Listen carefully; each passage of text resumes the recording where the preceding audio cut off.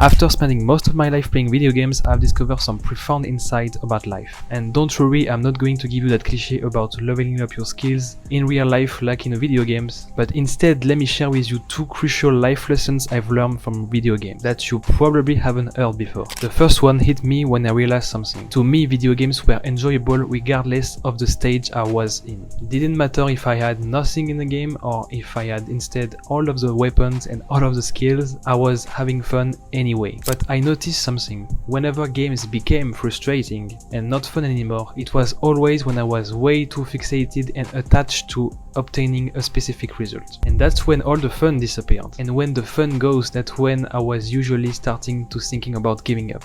And I saw the same thing happen to my 11 years old nephew. He loves basketball and plays at a local club, but lately he's been constantly comparing himself to his teammates. And this has led him to think he's terrible at the game, not understanding it's part of the process. And I could see the passion in his eyes slowly fade away. Maybe you've experienced it too in your life. But when I shifted my mindset to this one simple thing, everything changed. When I shifted from being in this outside-in perspective and instead being in this inside-out way of living, I was no longer seeking external validation or approval, and instead I was only focusing on expressing who I am without looking for anything in return. And that way I was starting to have fun again just by my own actions. And with that, everything became easier. The second lesson was equally powerful. In video games, I completely felt free. I was acting silly, I was saying bad jokes, I was leading my team, I was being myself. But in real life, that was not the case at all. I was always worried about what people would think of me, I was always extremely stressed, extremely attached to other people's opinions of me, and recently I asked myself, why is that?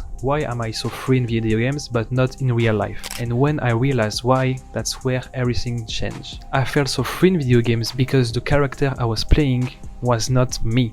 It was just a character, and so I didn't take any criticism or any judgments personally. And this led to an interesting thought. Lucas that you are seeing talking to you is not really real. It's just a concept. I do have a body that I'm using to express myself, but it's not really me.